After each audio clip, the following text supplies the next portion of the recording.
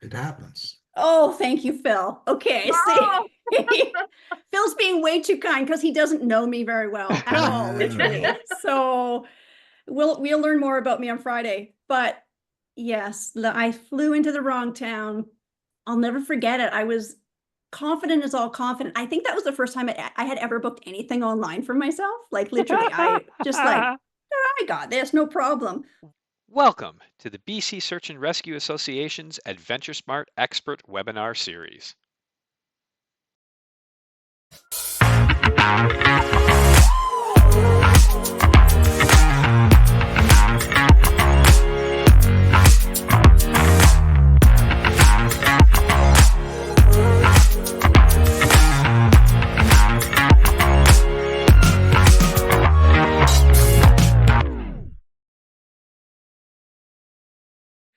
Thank you everyone out there, our panel, everyone in the audience for joining us tonight. I hope you have a glass of something beside you too, because every single one of us here on the panel does. We may have had a few sips before we joined you tonight, and that's what we're going to do all night and celebrate in our own special way. We have 2 decades to look back on, to think about how everything started, where we've gone, what we've done, who we've done it with, and we have a few of those people here tonight. But we also know this has been happening with you as well. You're a part of our story, and we're grateful to have you here to join us. We have a lot of people that want to share some stories, what we've all learned along the way, what we've laughed at along the way, who we've laughed at along the way. And I'd like to introduce a few of you this evening. But before I do that, I'd like to say we're quite fortunate to be able to support our search and rescue community in the province of British Columbia, 78 search and rescue groups, 3,400 volunteer members who respond to 1,750 incidents per year. They're all dedicated, decorated, passionate search and rescue volunteers, unpaid professionals.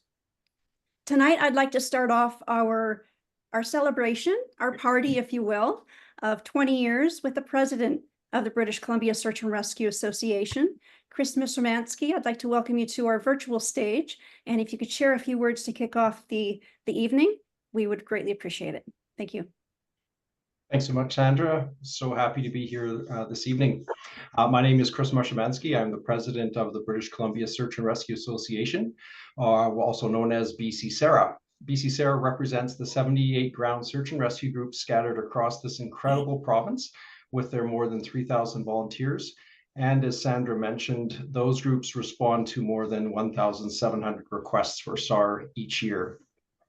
Tonight is the beginning of a series of celebrations. So on behalf of the board of directors, I would like to thank everyone who has contributed to the establishment and incredible success of the BC AdventureSmart program, and especially to Sandra, our executive director. A heartfelt congratulations on this incredible milestone. So much to celebrate. Thank you. Thank you, Chris. I had a few messages from friends. Could everyone hear Chris? I had one of my friends from North Vancouver saying she couldn't hear Chris. I just want to make sure the audience is picking up our audio. Maybe you could go to the chat and Scott could let us know. We can hear Chris. Thumbs up. Okay, yeah. Wonderful. Magda, I'm sorry, maybe it's at your end. I'm just going to have to say check your audio there. Thank you. Chris is available there, I hear. Well, I'd like to introduce our very first guest, who to me has been a mentor, a friend, and someone who I may have texted a few times on the side to say, hey, is this right? Is this where I should be going? And it's been a very supportive person to have in this role for me. I'd like to introduce Jim McAllister. Jim McAllister has dedicated more than 45 years to search and rescue. Beginning as a volunteer in the Rocky Mountains in 1977 with Golden and District Search and Rescue, and then later with Cranbrook. In 2002, he became the SAR specialist for the province of BC and retired in 2008 as a director with Emergency Management, British Columbia, after which he volunteered as a director for special projects, many special projects, with the British Columbia Search and Rescue Association. His extensive involvement spans all levels of search and rescue, including his role as chair of the Ground Search and Rescue Council of Canada. Jim has led and contributed to numerous major initiatives in the province of BC, such as establishing and throughout the country, such as establishing the Canadian Avalanche Centre, developing the AdventureSmart outdoor safety program, advocating for sustainable funding for search and rescue volunteers, and improving health and safety guidelines. He has also played a key role in the creation of the British Columbia Search and Rescue Volunteer Memorial in Victoria, honoring SAR volunteers who died in the line of duty. And he's also authored a book, A Moment to Remember. Jim's tireless work has ensured lasting recognition for volunteers and their contributions to the field, and his legacy continues to inspire. Jim, welcome to the stage.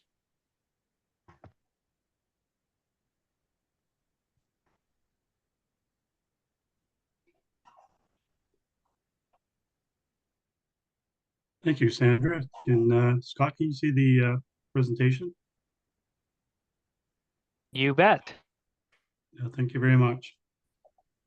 Yeah, so I guess I'm the official old guy, so I get to talk about the history of the AdventureSmart program, but it certainly is dear to my heart.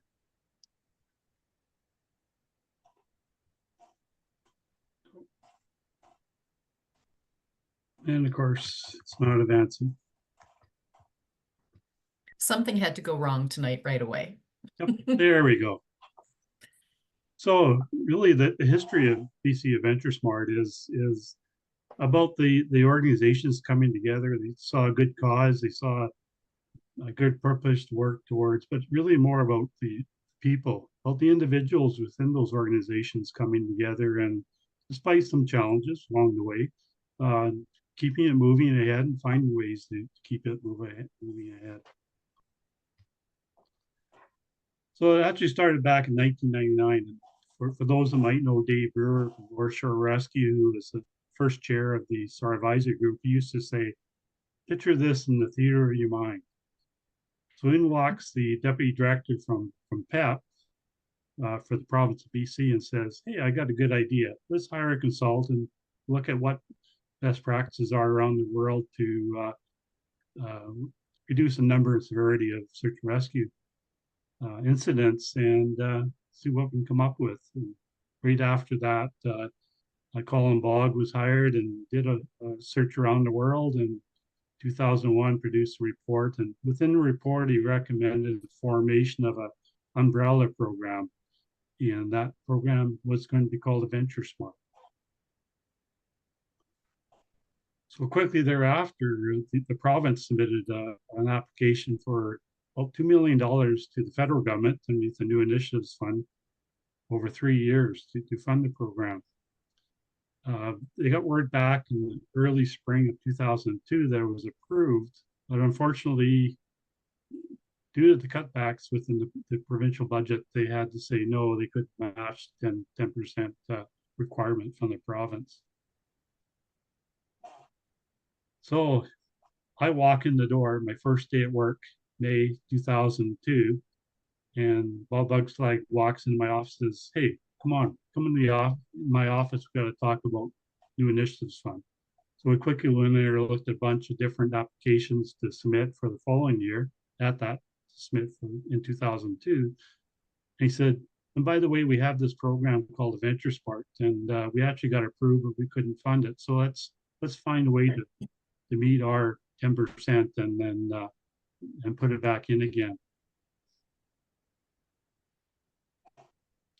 So we quickly picked up the phone and phoned Mr. Dave Brewer, the chair of the SAR advisory. Says, hey, we got this idea. How about you form a new society called the BC Search and Rescue Association, and we'll talk to gaming and have some gaming funds put forward for the next 3 years so that you could put that towards AdventureSmart to meet the requirements for provincial funding. And Dave, after he kind of picked his jaw off the floor, said, sure, we could do that. So the application Wow. was put So in. BC SAR, just to step in here, I didn't know this because I'm relatively new as opposed to you guys who have like 250,000 years of experience here. But BC SAR was actually born out of AdventureSmart? That's absolutely correct, Scott. Wow. Yep. So yeah, it's much wider than we actually think here. So yeah. So in 2003, in February, we get a note from the federal government saying reapplication's been approved for $1.5 million. Go forth and do good stuff over 3 years. So we quickly started putting together a team to develop AdventureSmart and so forth. But then a few other things were happening in 2003. Some people might remember there was 26 avalanche deaths in the Rocky Mountains that year. So we're fully involved in finding ways to reduce future deaths. And also something called Firestorm 2003. So much of the province was ablaze in the months of June, July, and August. So I always remember I was out in the southeast in Nelson. I was driving through the Columbia Valley, smoke-filled valley, and I get a phone call from the minister's office. So I pull over quickly, and they said, "What's this AdventureSmart program, and why should we be part of it?" So I had to explain it to them, and finally he said, "Okay." So I pull out again, phone rings again. It's a public information office. What's this avalanche safety program that you and the Canadian Avalanche Association and others put forward, and why should we fund that? So I explained it to them, and so, yeah, okay, so that's fine. I left again. So it was very surreal driving through burning forest at the same time talking about avalanches and AdventureSmart. So in 2003, we put out a call for PEP employees, and Cindy Jones from the Emergency Coordination Center, a long-term ops officer, won it, and she started basically the next day. And to say she was a ball of fire would be an understatement. Pretty soon she was lined up at my door saying, "Okay, I made an agreement with so and so, and we're going to do this and we're going to do that." It's okay, whatever. And it was great. But one of the highlights was getting the okay to deliver the Hug a Tree and Survive program. And another anniversary besides BC Sarah, AdventureSmart, the Avalanche Canada, it's 40 years since Hug a Tree and Survive first came to BC. North Shore Rescue and Comox Search and Rescue arranged for the instructor to come up from San Diego and approve them to be presenters on it. So, and I know our good friend Jackie Beveridge is going to be at the presentation on Friday to talk about that. And redrafting the trip plan, that's been the cornerstone all the way through. But that actually came out of a search up in Prince George back in 1991 that my good friend Bob Kelly said, "I got this great thing called a trip plan." And it helped in this case, so let's go forward with it. So yeah, lots of tie-ins. So this is at the launch. This is at Grouse Mountain in 2004, obviously a year ago or 20 years ago on Friday on it. And starting from the left, that's Cindy Jones, the project manager, and next to her is Claire Israelison from the Canadian Avalanche Association, Bob Bugslag, Don Binden, who has been a totally full supporter of AdventureSmart all the way through it, even since his retirement as an RCMP sergeant. That's Stuart McDonald from the Justice Institute of BC, and that's the local MLA, and I can't remember his name, but anyhow, so that was a good time. But next to it is a newspaper article announcing the start of AdventureSmart, and in the same announcement, announcing funding for what became Avalanche Canada. So they are, as I said, also celebrating the 20th anniversary today, or this week.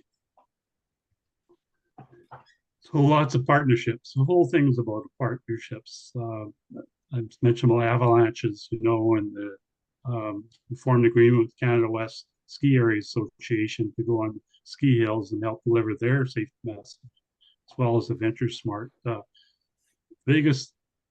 Biggest partnership was with Life Saving Society, the BC Yukon branch, who quickly, when Cindy phoned them and said, "Hey, you got Waterwise youth teams out there. How about you run some AdventureSmart teams?"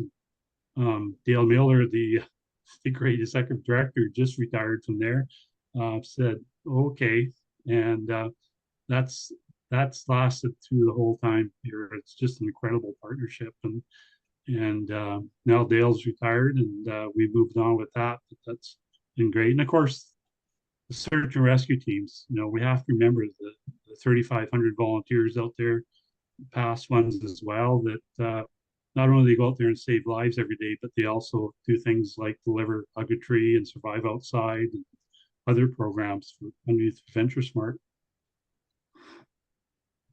So 2004, 2008, yes, we had the Life Saving Society with AdventureSmart teams, in addition to the WaterWise teams. And in 2005, before the NIF funding ran out, the province launched another program called Act Now BC to encourage people to go outside.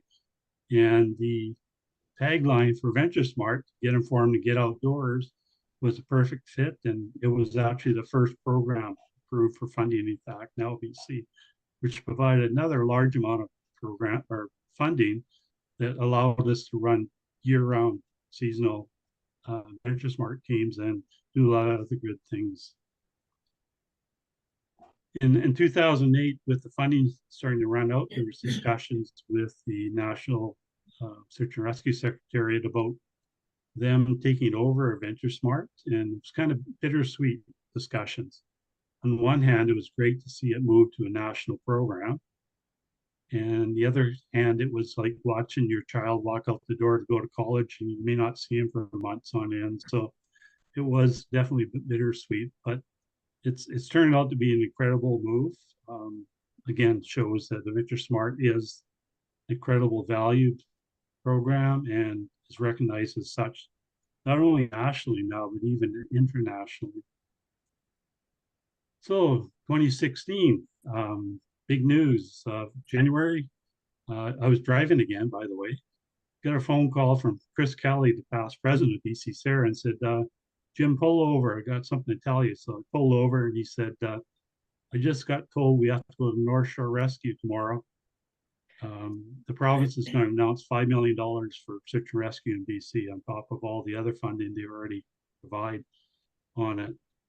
So Chris and I jumped in the car, rushed over to North Shore's facilities over there. And I always remember I was standing there talking to Don Binden and a few other people. I think Ian Cunnings was there. And we're talking about it, and I looked over the podium, and somebody flipped over the podium cover, and it said $10 million for search and rescue BC. And my first words is somebody's gonna get fired. But actually it was $10 million, so all good news. So we quickly figured out what to do with the money in discussion with the province, and they said, we want AdventureSmart funded. So that's a given. And so we were quickly on the phone back to Life Saving again to Dale Miller, and said, could you put together AdventureSmart teams and find Sandra, hire Sandra as the Where is she? As the executive director, and they were quite okay with that by all means. And I forgot to mention, Sandra was also the volunteer coordinator for the province between the 2009 and 2016 timeframe. So yeah, she's the constant throughout the whole program here. So we they quickly hired some seasonal teams again, and they did really good things. And just lately they moved to Sandra and the team has moved to some new approaches, including the trail specific safety videos and updated materials, which is keeping it current with the times. Yeah, so the other funding kept on flowing. 2017, another 5 million, 2019, 18.6 million, and finally in 2021, announcement of fully sustainable funding of $6 million a year for search and rescue. And they all include AdventureSmart as a recognized prevention program. Volunteer presenter base and partnerships continues to grow. Sandra's out there all the time talking to it. And as I mentioned, international interest in AdventureSmart shows incredible value in approaches. The first other country to take it on was New Zealand. We have to share quite a bit in search and rescue with New Zealand, but they quickly adopted it, I think, just as soon as we announced it. And then we talked about it after, but they still present it and they still do wonderful things with it.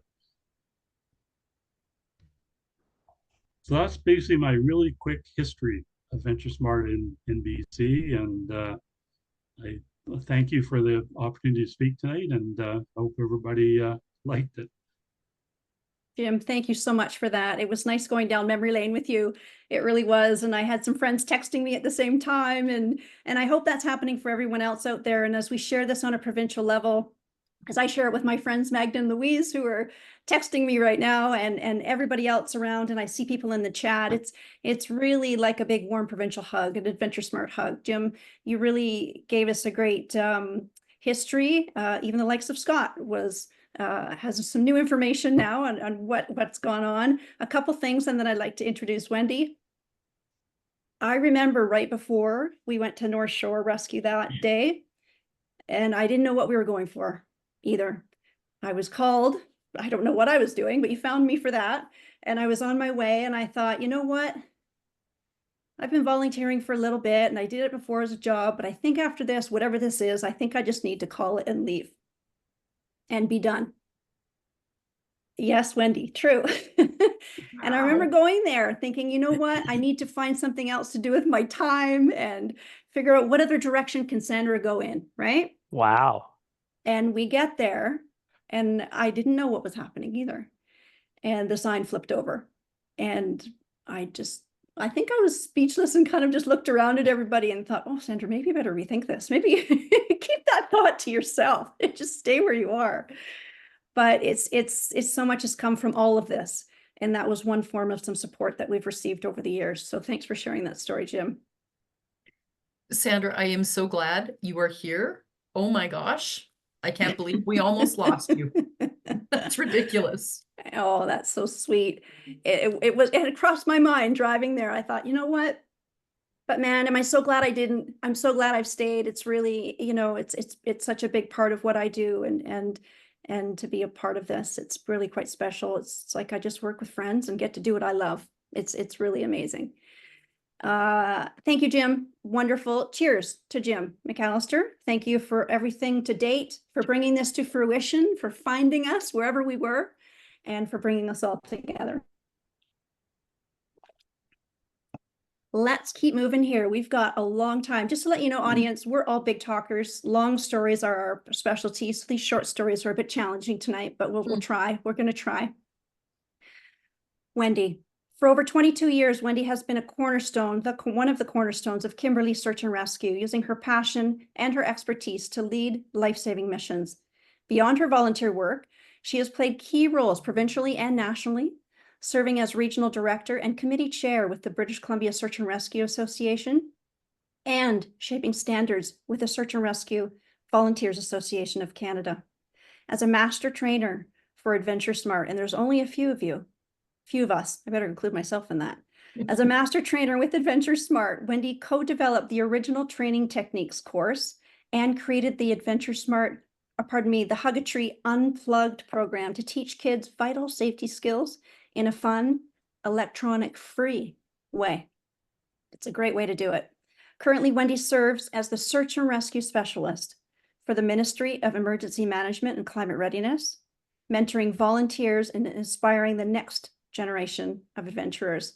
I'd like to introduce Wendy, my friend, and I can't wait to hear what you've got to share. Thanks, Wendy.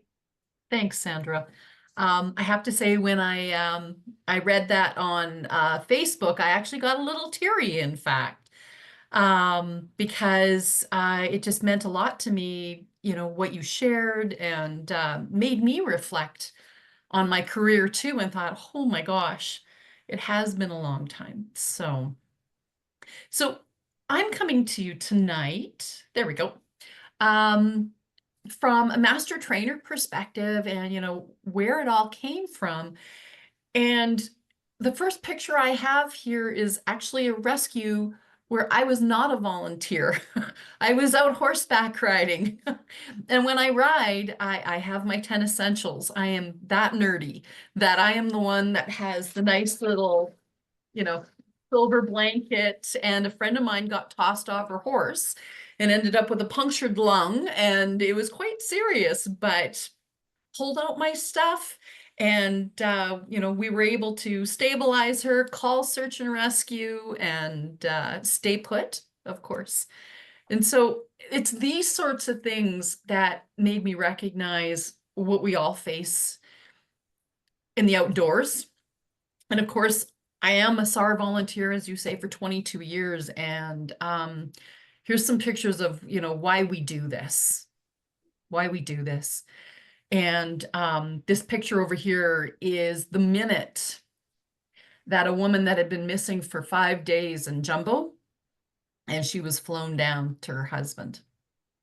And these are the reasons why we go out there. But it also gave me the perspective that it's like, wow, we need to help people get trained in the backcountry.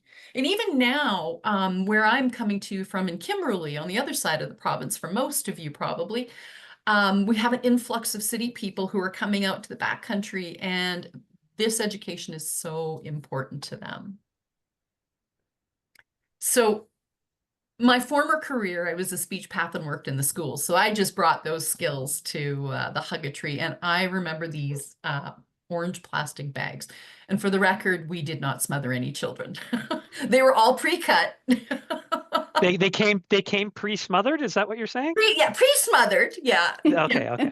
Everybody loved them. And They did. they were awesome. And I think, Sandra, what happened? Why did we change to the survival blankets? We went over to the silver space blanket shortly after the program went national. There were some conversations through SARVAC, Search and Rescue Volunteers Association of Canada, and the orange shelters that we called them, they chose for a few different reasons, some safety actually, that they preferred to have the wraparound versus over the head. But yeah, those are still kicking around. I don't know, Phil, if those are in any EMCR warehouses. I know some SAR groups have them, and they're excellent. If you have one, they're excellent pack liners. They are, well, and they're excellent little shelters. They truly are. They truly are. But the kids, I'll tell you, love them. And the whistles were probably the best thing. We always had to warn everybody, or the teachers would hold the whistles back until the end of school and pass them out as they were going out the doors. You mentioned the unplugged program. I kept finding myself with requests to come out to different places to go teach the kids, and they were always in fields. And I'd be like, do we have any electron, you know, do we have a TV? Do we have a VCR? Because of course I've got my little AdventureSmart DVD, and there wasn't one. And so I talked to Jackie from the NSS, if I remember correctly. Yeah. Jackie Bannock. Jackie Bannock, that's right. And I said, you know, I need a bigger coloring book, because this little coloring book I'm showing the kids is not working. And between the two of us, came up with this Hug-a-Tree Unplugged. And it was fantastic, because when I was going out for brownies and the Girl Guides out into the fields, now I actually had something that they could see. And it was pretty cool. Pretty cool. And of course, instructors, teaching instructors. You see all the little tinfoil hats going on there. That's in Kimberley. And of course, some of our Kimberley instructors from a few years back. Lots of fun. And I'll tell you what, most of these people have gone on to continue to instruct. And they're teaching their kids Girl Guides and brownies and scouts, and it's just been so much fun to see them. And you know what, Jim? I heard you say this saying as well, go forth and do good things. I think that is a thing in search and rescue. Yep. And of course, just-in-time training. There's been a lot of that. And you know what, Sandra, I found some pictures today, and there's one here from the Grouse Grind. I know that everybody did a ton of those. Yeah, the trailhead outreach was awesome. I recognize that picture there. I remember that's Matt, one of our educators from years ago. And we would set up almost like a hub or a festival at the trailheads, right? And we would all come in, if it was fire departments and firefighters and land managers and first aid and wildlife specialists and search and rescue and AdventureSmart. It was so fun. So the hikers couldn't really go through this area to get to their trail, without mingling and networking with us. It was so much fun. It was brilliant. Yeah. And I had found so many more pictures. Of course, I was only, picking one, but the pictures are amazing. And of course, I had to throw some Kimberly pictures in here. And this was, I think it was Ashley and Ryan. Is that Yeah, correct? Ashley and Ryan, you're right. Yeah. Yeah. And I think you said that they've since gotten married. Got married. They have 2 kids and a dog. Oh And my gosh. I know. They came to us as a couple, actually. They were just starting to see each other. And I was like, do I hire a couple? I'm not sure how this is going to work. I don't need to have anything going on during the work term, but they were great. They are great if they're listening. And they did some excellent work throughout the Kootenays. They were based in Nelson. And spent some time in Kelowna and Kimberley. And I think this might have been an Avalanche Awareness Days. Correct me if I'm wrong, Wendy. I'm It not sure was. if it was. Yeah, it Yeah, was in working closely with January. AvCan. Yeah. Yeah, absolutely. So it's at the Kimberley Ski Resort, Alpine Resort, and they were fantastic. We loved them. We had so much fun with them. And of course, the other picture I've got here is a little bit grainy, but that was Kimberly and Cranbrook, who are always out at the KAR Resort for avalanche awareness. And we always use all the Hug-a-Tree information, and we grab the kids and talk about the different stuff. And yeah, it's pretty cool. Of course, going through my memory lane, and I have to tell you that I've spent probably 3 or 4 days going through pictures, and the pictures I have found, I have dirt on everybody. Let me tell you that one, first of all. But Keep this moving, Wendy. Keep this moving. That's for when we have the AdventureSmart webinar Unplugged edition. There we go. Yeah, absolutely. There you go. And of course, the movie. We can't skip over the movie that was made and the production. It was just incredible. And Colin, I know you're here tonight. Here you are right here, buddy. So, and here's the crew. And you can tell from all the pictures I found that they had a great time. So, Jim mentioned this before too, is just the support of all the GSAR groups. It is incredible. And I think the stat I found is that 80% of the search and rescue groups in BC today have a AdventureSmart trainer on their team. So pretty fantastic. I couldn't resist these ones. AdventureSmart on tour. Oh my gosh. This is Niagara Falls. And we've got Chris Armstrong out of Nelson. We've got Cindy, the project manager, me, of course, and Kat Robinson out of Fernisar, all doing AdventureSmart. And this one was in Toronto. And of course, That's there's in Sandra Toronto. right there. Okay. Yeah. Yeah. And Cindy and Chris and me again. And it just shows the reach of AdventureSmart across Canada. This has been just an amazing thing to go share it with people. And Sandra, you've done such an amazing job bringing it to everybody in Canada and to all the GSAR groups. So cheers to you. Thank you. And of course, camaraderie. That was something that came up, and I just thought, wow, the friends and the connections that I've made through this program have been incredible. And that's a picture of actually me and Cindy Jones on a search in Cranbrook. Love it. For a lady, who went for an 82-kilometer drive into the bush up Yak Mountain. So there you go. Oh my goodness. With dementia. Yeah. So yeah, she was going home. And so pretty amazing. And I just want to say thank you to everybody who has contributed. This is an amazing little program. And like I said, its outreach is incredible. And I mean, it's amazing. I didn't know New Zealand had picked it up right away. And we need to keep it going, because and I know, Sandra, you and I have talked about this many times, the statistics. How do we tell how many people have we helped by giving this program? We don't know, because we don't talk to those people because they didn't need us. Exactly. Right? All of you who are full-time search and rescue members, you all collect the stats of everyone you rescue. We have that information. Right. And we know we've exposed this message to millions. We know that for a fact through media, social, traditional media. I was on CBC today at noon as well. It aired somewhere today. I don't know. And so our reach is far and wide, national and global. So you're right, Wendy, we don't have that. We have a few stories. This is an excellent segue, Wendy. I'm sure this was strategic. This will segue really nicely into our next guest. But before we move on, you're so smart. That reach is massive. And Jim mentioned it, Wendy's mentioned it, that international growth, let alone the national, which I'd like to spend 2 bits on too, is such massive feathers in our provincial cap, in all of your caps, and all of the enthusiast caps. You know, Jim mentions it, there's a team of us. It's not just me, it's not just Jim, it's not just Chris, it's not just everyone who's here. It's all of us, enthusiasts and directors and volunteers and SAR specialists and executive directors of EMCR. It takes all of us to do this. It is what makes a difference. A couple points on Wendy's presentation, if I could add to it. Going back to the shelter bit, I remember Tim Jones, if anyone remembers Tim Jones, he was with North Shore Search and Rescue, SAR manager, passed away a number of years ago. I remember him telling me, and there's pictures of it somewhere, that's what I need to dig up. He was on a call in North Vancouver. It was a couple days. It was an avalanche call. And I remember overnighting. He was overnighting. And what did he use to keep warm and dry up there? He has a yellow, an orange, Hug a Tree and Survive AdventureSmart shelter over him, arms punched out, Tim Jones right here, hunkered down.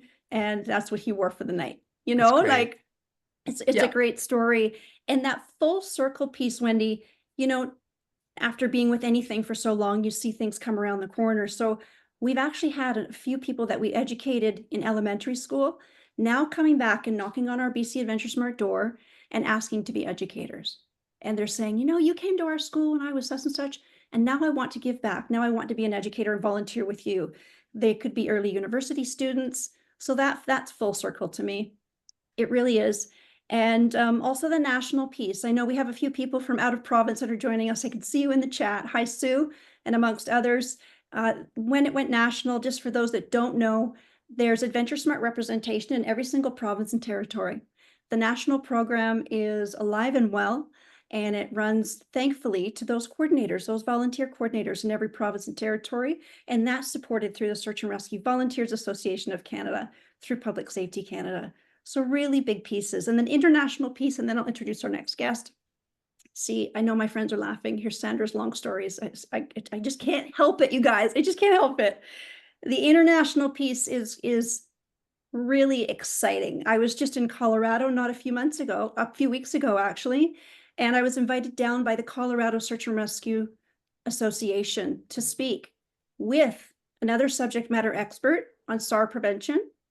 And they were from New Zealand, from Mountain Safety Council, who have a flourishing SAR prevention outdoor education program through Mountain Safety Council.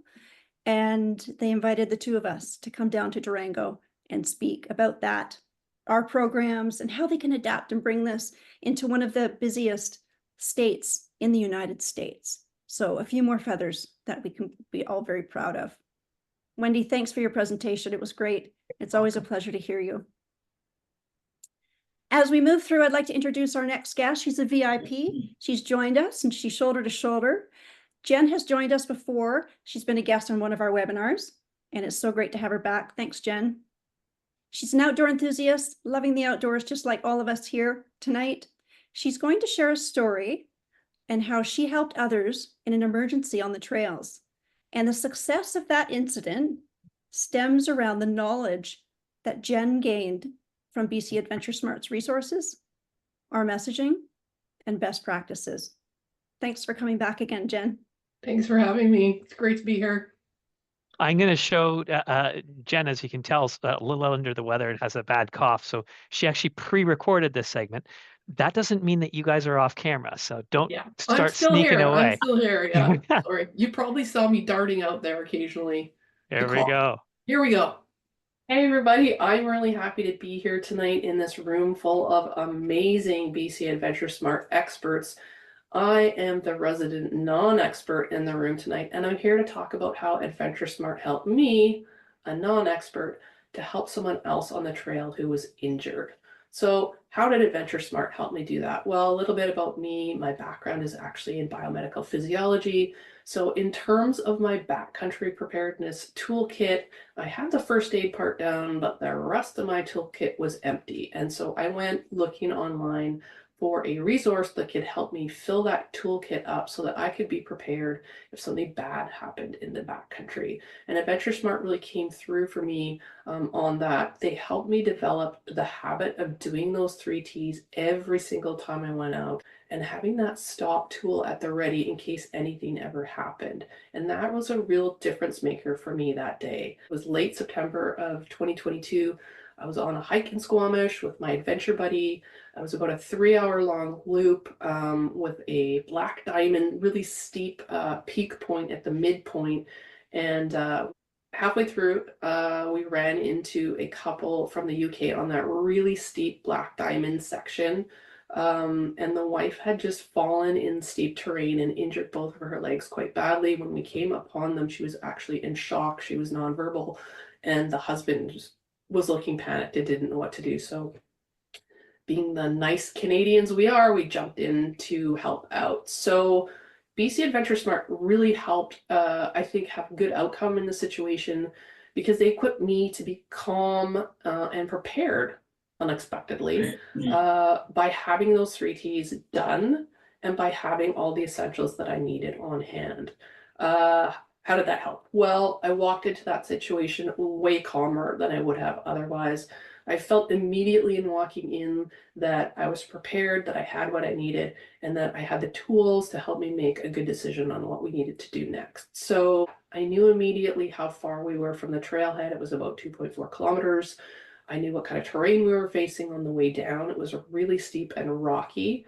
And in terms of the sunset time, I know that we had about 3 hours of sunlight left. Now, on the essential side of it, I knew that I had everything I needed on hand to provide first aid and to keep that patient warm and dry if we needed to wait for help. And that made me feel calm too. So I quickly ripped through that stop tool, the one that had me literally stop, take a breath, and use my brain and not my feet to figure out what we needed to do next. It was pretty obvious to me in that terrain with the distance we were from the trailhead and the amount of sunlight that we had left that it would be really unlikely for the 3 of us to be able to get her down to the parking lot before dark. And even if we could do that, that the risk of a second injury and trying to navigate that kind of terrain with someone who couldn't walk was just way too high. So it was obvious to me in that situation that we needed to stay put and call for help. And so I knew we needed to be making that call right away. Unfortunately, the hiker did not want to call search and rescue. She wanted to wait to see if she could feel better. She was talking about maybe calling her son to come and help them get down. And because BC AdventureSmart had prepared me, I could hear the echoes in my brain of help takes time and call 911 first and call them right away. Having that in my brain was really helpful. And so I was really firm with her that no, we needed to call and we needed to call right away to give search and rescue the chance to reach us before nighttime. Because as soon as the night came on us, it was going to change the nature of that rescue. And so she got on board. I called 911. It allowed Squamish Search and Rescue to start mustering right away. And then I could turn my attention to providing first aid and getting that patient set up for that about 3-hour wait for search and rescue to get into our location. And here is the incredible crew from Squamish Search and Rescue doing that long line rescue right before dark.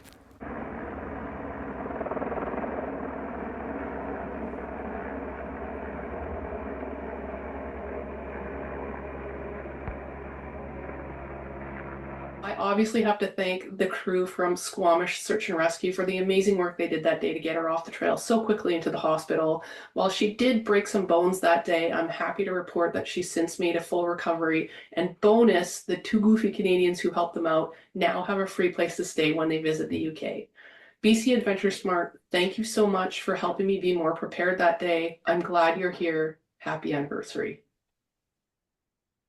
Oh, Jen, thanks. It was so good to hear your story again. If anyone wants the long version of that, I strongly suggest you head over to the BC Search and Rescue Association's YouTube channel, scroll through her webinars, Jen's in there, and her story is worthy. And I thought it would really add that spice that we wanted to share tonight about what we do and why we do what we do, to help the likes of Wendy, who's a search and rescue volunteer, to help the likes of Scott, who's a search and rescue volunteer, and Christine, and Jim when he was, and just to make sure that we all remember why we do this, you included as participants, so that you can reduce those risks, so that you can lessen that impact on search and rescue, Yeah. and so that I can help educate everyone. Jen, you really captured it well. Thank you so much, and It we're so really glad does you make could a join difference. us. And I have to say that the first thing I said, actually, when it was Kathy from Squamish Search and Rescue who contacted me after the rescue, the very first thing that I said to her was that it was BC AdventureSmart that made the difference, because they thought I was a doctor on the call, and I was like, no. So that's how I wound up getting in touch with Sandra. Actually, was that Kathy put me in touch after I said, yeah, that was BC AdventureSmart that made that go smooth. That wasn't necessarily me. So yeah, appreciate what you guys do for sure. Thank you. Thank you, thank you, thank you. I've got to find another word for that. This just doesn't seem enough. So there's a virtual hug, Jen. Not too close. I don't want to get sick. And I hope you feel better soon. Thank you for joining us this evening. It's been great. You know, and we know there's more stories out there like this. Like Wendy said, we don't capture the good. We capture what happens. We hear the odd good like this from Jen and a few others. We brought a few subjects on, some who've been rescued themselves, and they share their stories and what they've learned. But you know, if there's anyone out there, or if you know anyone who's been rescued or hasn't been rescued, which would be ideal, and they practice these what we talk about, share that with us. We'd love to hear those side of the stories too. It's important, and I can easily add that to webinars and reports. So I'd like to raise our glass again to Wendy, who I forgot to raise a glass to before, and to Jen, actually, for sharing. I hope you're all doing this at home. I really do. See, I We're get to doing use it that as an excuse to have 2 sips as opposed to just 1, right? Yes. Absolutely. Yes, yes.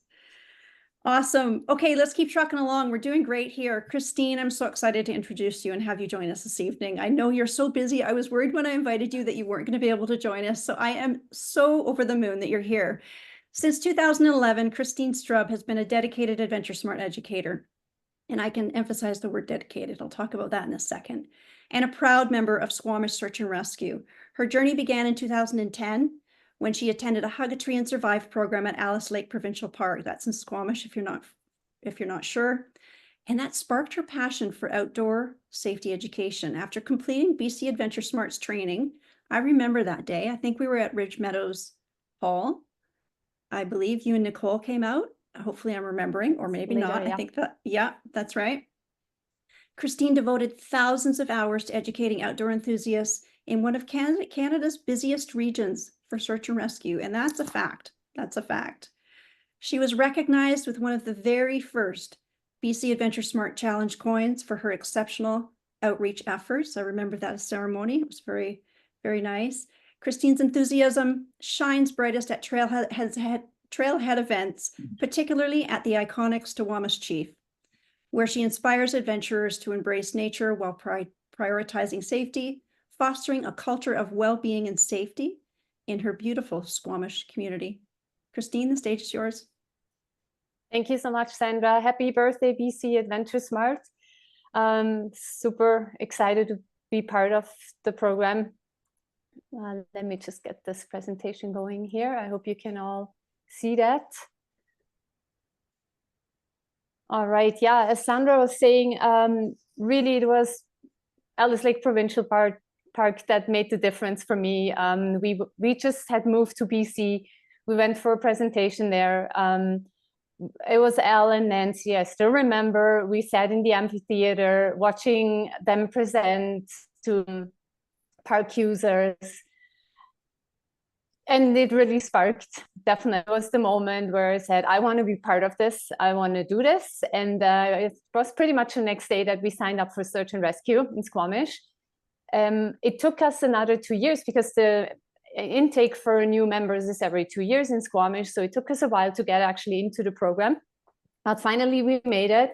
And right after kind of graduation as a member in training, I started doing presentations. It was Elle who was a really big inspiration for me. Elle Modin was a mentor and he took us under his wings. Also Cheryl, my colleague at this time, we did CHISA, which is the ground search and rescue at the same time. And we started off together. and ever since kind of run the program in Squamish with some additional help from some people. Was able to take on the coordination for the prevention outreach in 2012, and Cheryl and I mostly did the work, plus Nicole joined us in 2019 as a third member. So a lot of great times. When I see the emergency shelters, like the orange bag, it always, I love these bags, they're my favorite. But we spend a lot of hours cutting bags because we needed to prep them for the children. So you couldn't just hand out emergency plastic bags or plastic bags to kids. So we needed to actually cut them. And it took us many, many hours and a lot of time to get them ready for the kids to be used. So there was a lot of work involved. There were some other events, like we start, and every SAR volunteer knows that we are braving the outdoors. So we stood outdoors many hours. We walked for the BC Cancer Society in the rain for hours. Avalanche awareness days, snowmobile awareness days in rainy Squamish weather. Didn't matter, we just braved it, and we were just always hoping that we could catch as many people as we can. And that was always the goal, to make it most efficient for the volunteer time that we spent, that we could talk to as many people as possible. Farmers markets, fall fairs, vaccination clinics, you name it, whatever we could get, we went there and kind of just tried to speak to people, from really little ones. I did some preschool presentations, which were super cute, but definitely a different approach than some other things. Up to seniors, even seniors we educated and equipped with whistles so they could call for help if they needed someone.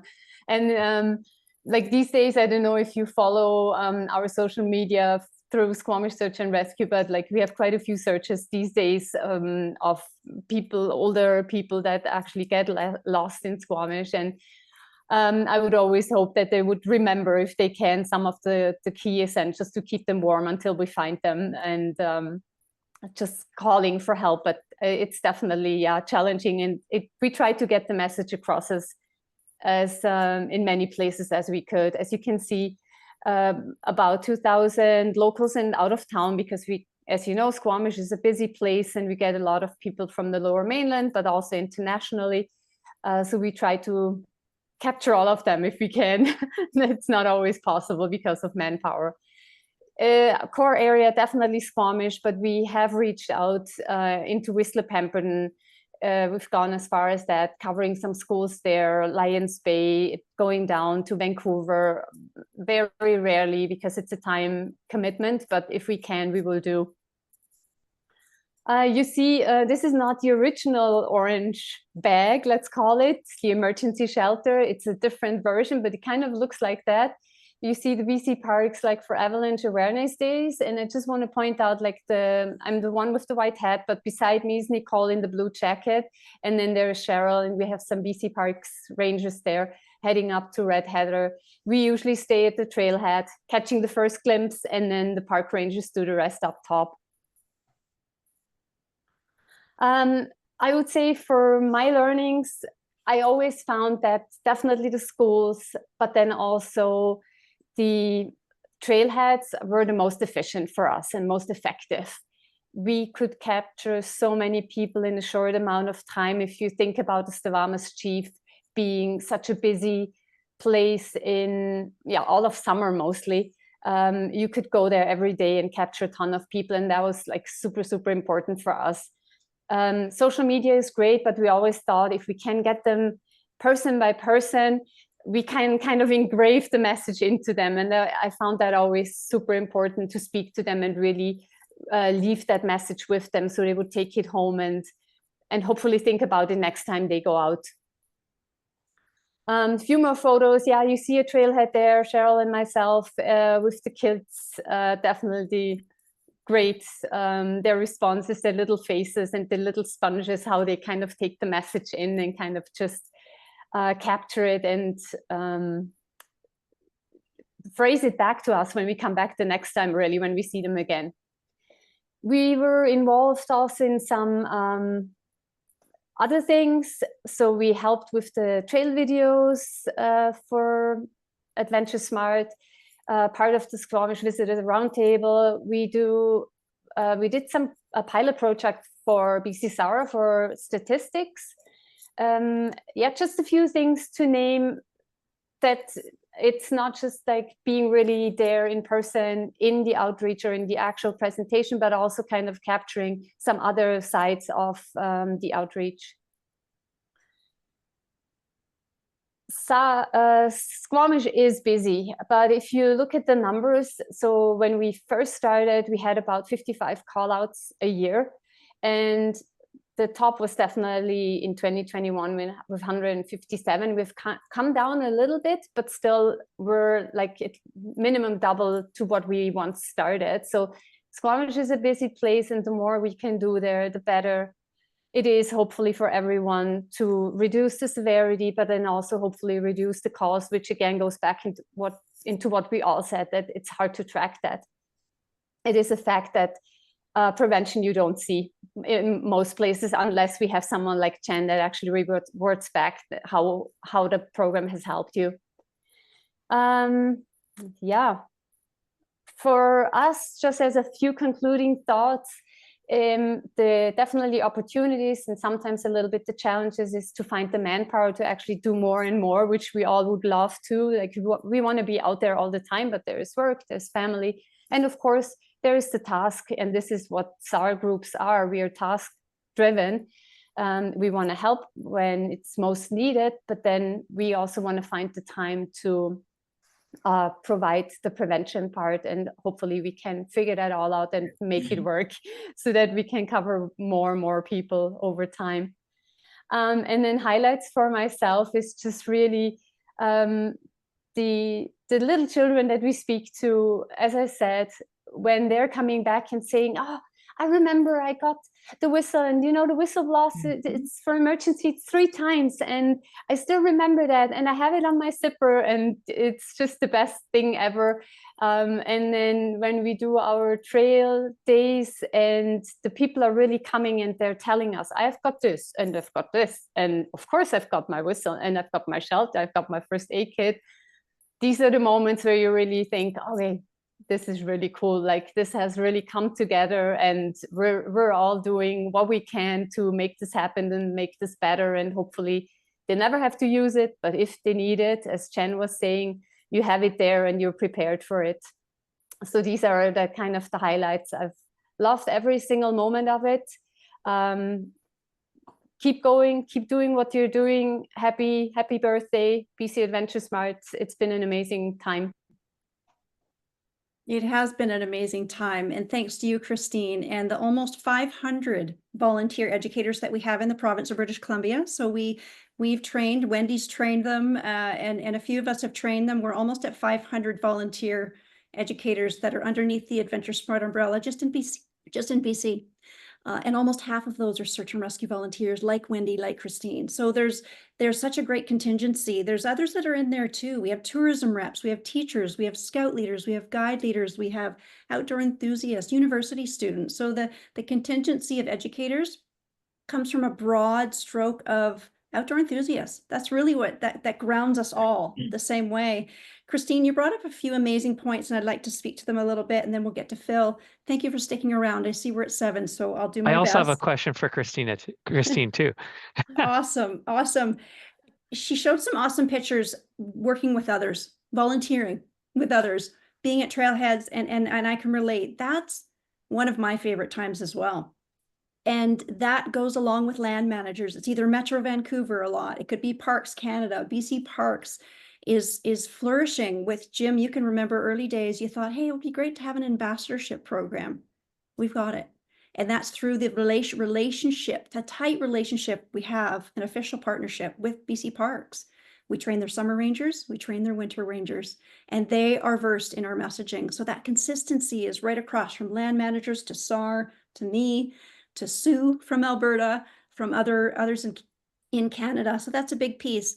And I'd like you to all go into where I see lots of chats happening. I'd like you to take a guess, and then I'll move on to my next, or to Scott. How many people do you think Christine's educated in her time span with us. Toss some numbers in there. I want to see what flies up and down, and then I'm going to give you the number that I went to Sarvac to confirm, and to see And what while she's goes. doing that, I'm going to ask Christine a different question.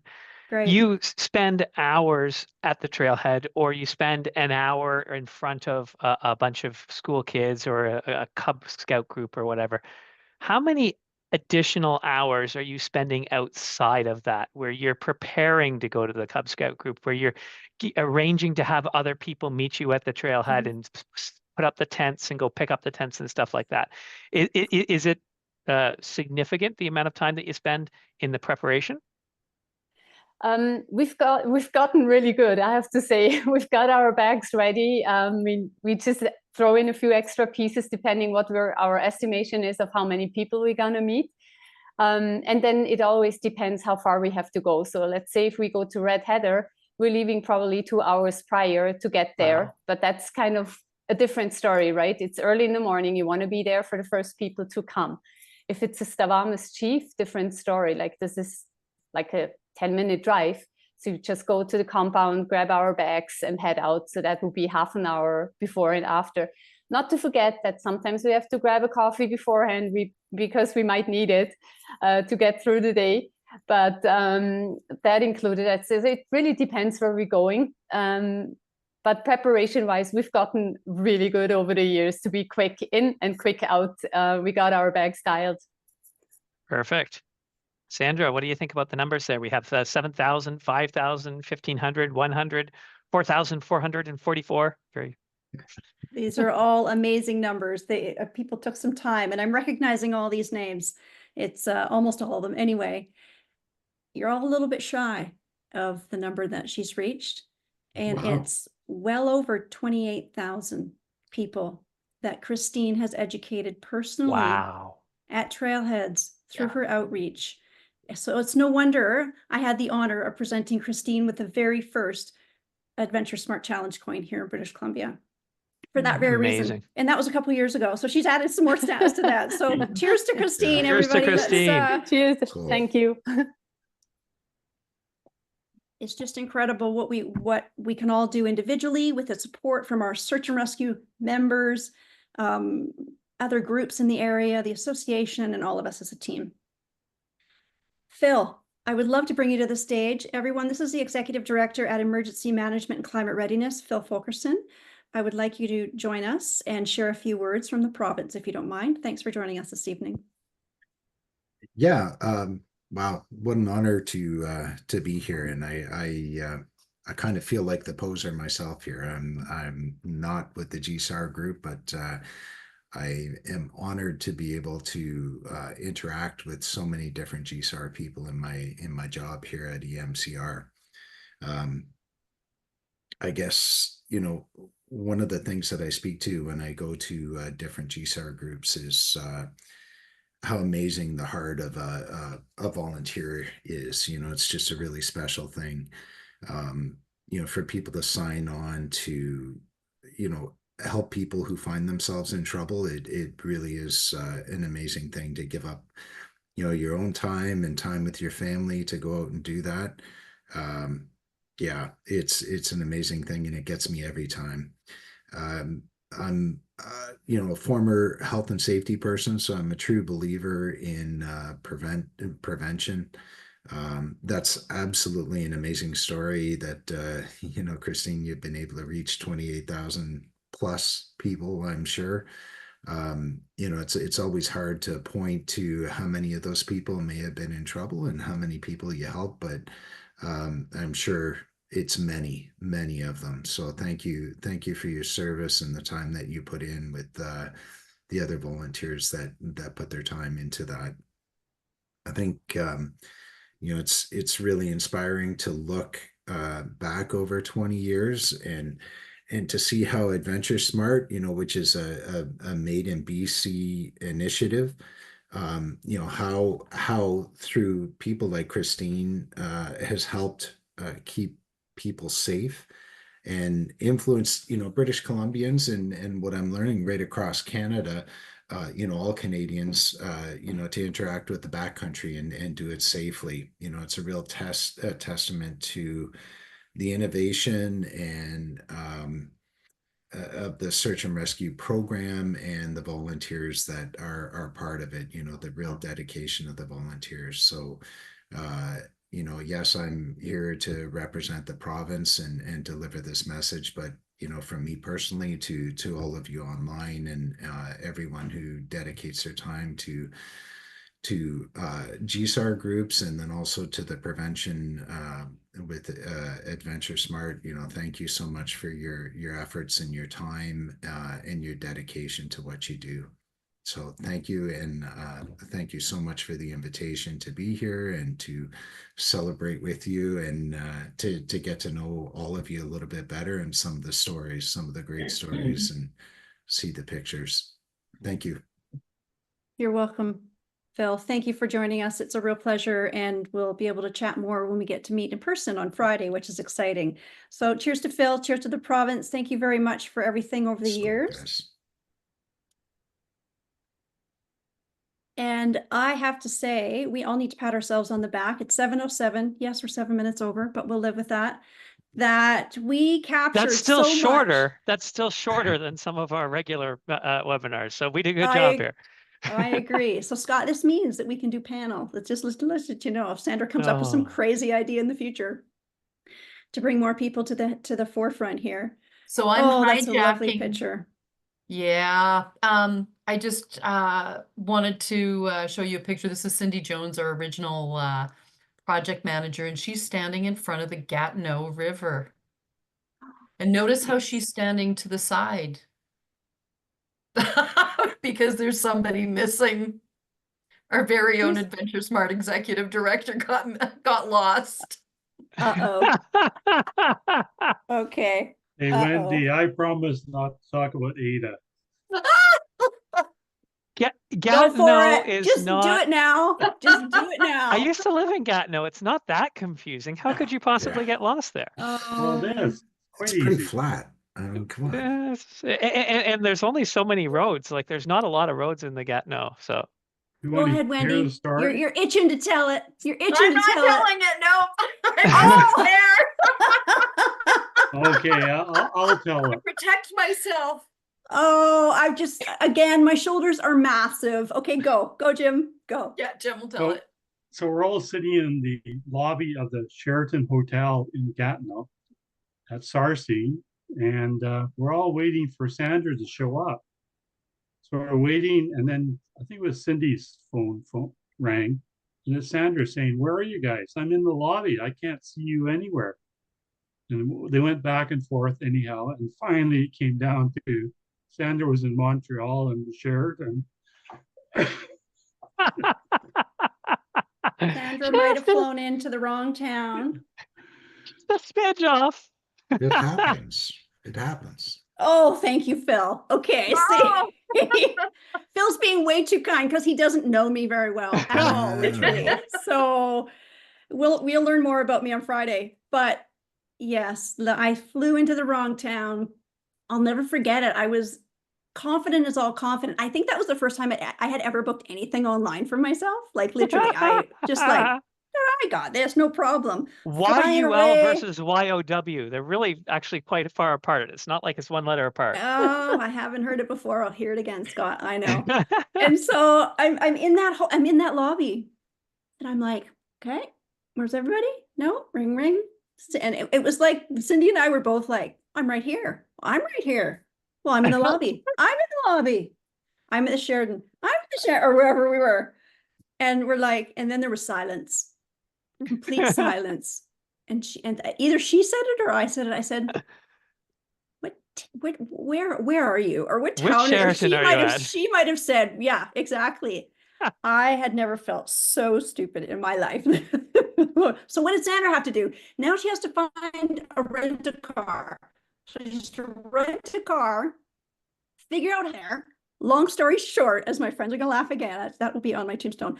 Long story short, I get to where everyone was, and I walk in and I'm like, oh, thank goodness it's late. Everyone's in bed.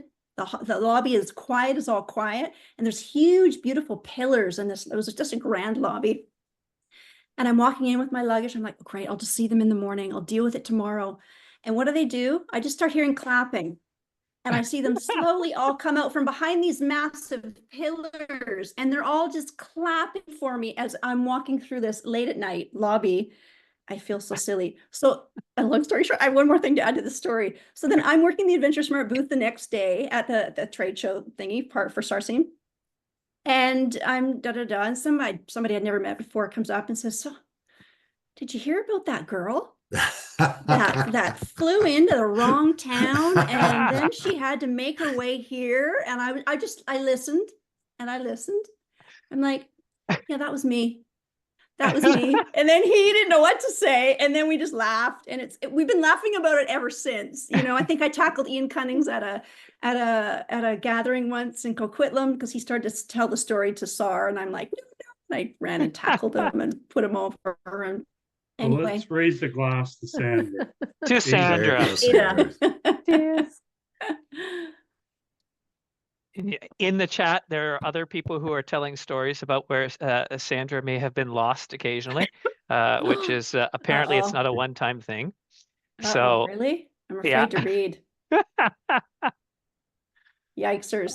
Okay. Well, this is just the beginning of a whole year of anniversary. There's going to be more stories about me, I'm sure, I guarantee. And all of us, though, we've all been a part of this. We've all been a part of this journey. I really feel like it's this wonderful storybook that started from what Jim shared with us, and literally from Jim and others at that time, to all of us who've waxed and waned throughout of it and where we are now. And some of us thought we'd leave, and others thought we'd do different forms of it and create different versions of the program and the national pieces. Like, these are so many wonderful chapters that we've created, and there's more to write. We have so many more chapters ahead. We just don't know what they'll be filled with. I have some ideas, but we need to create those and build some more stories. And tonight is a part of that. Tonight is a part of this history. So thank you to our audience for joining us this evening. Yes. We've had some laughs via text, via that chat. I'm sure things will come through my phone after this is done. Maybe I'll just turn it off and deal with it tomorrow after that story's gone out live. And let's all keep in touch, really. For those who are watching tonight, please continue to follow us and learn as we go along the way together. And to everyone here on the panel, thank you from the bottom of my heart for everything you did to start the program, to build the program, to make it what it is, to continue to help it grow uniquely in your region, and for supporting the outdoor community, because we have a pretty active, healthy province who loves to play outside. And that involves everyone who's here tonight, too. Thank you. On behalf of the BC Search and Rescue Association, all the volunteers, and personally, very grateful for everybody. And thank you for joining us. Take care. Cheers. Night, everybody. Good night. Cheers. Skull. Cheers.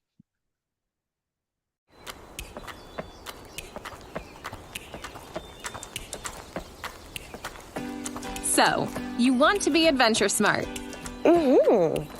Good. But what is being AdventureSmart? Being AdventureSmart is really all about taking responsibility for your own safety and following the 3 T's. Got it. What are the 3 T's? What are the 3 T's? The 3 T's are the trifecta of outdoor safety: trip planning, training, and taking the essentials. The 3 T's can vary from person to person, activity to activity, and season to season. But here are some important ways to ensure you are prepared and safe on your next adventure. Trip planning. We could go on forever about this one. Trip planning is an essential step and one of the easiest ways we can stay safe on our adventures. This is something that should be done every time we head into the outdoors, whether for a few hours or multiple days. Trip planning can be broken down into 4 simple steps. Planning your travel route and navigation is about picking a trail or route based on its difficulty that's relative to your experience, ability, and the amount of time you have. Know your limits. Not all trails are created equal, so know the terrain and conditions. A 10-kilometer hike scrambling straight up a steep mountain is a lot different than a 10-kilometer stroll around a lake. Before you go anywhere, check the weather and keep checking it as things can change fast. This includes wind, precipitation, temperature, and sunset times. Finally, make sure you leave a comprehensive trip plan with a trusted contact. Keep in mind, this may not be your mom or dad or best buddy. Choose someone you can count on if you were to get into trouble. A comprehensive trip plan might be as simple as sending your trusted contact a text or email with key information about your activity, or using the AdventureSmart app, which allows you to enter a detailed trip plan. Training doesn't mean being an elite athlete or being queen of the mountain on Strava. Training is a continuous process of outdoor recreation. It's about developing the necessary skills and abilities to be safe. This might include working your way up to that big summit hike, taking a few courses to expand your wilderness and backcountry knowledge, navigation and route finding courses, or even learning more advanced skills like rescue and emergency training. You have planned and trained. Now make sure you take the essentials. Taking the essentials means packing everything you potentially need to stay warm, safe, and dry if an emergency unexpectedly arises. What if you rolled your ankle or got hurt? What if you got lost and had to spend the night outdoors? Take the time and be prepared to look after yourself. So that's it. Those are the 3 T's. That's it.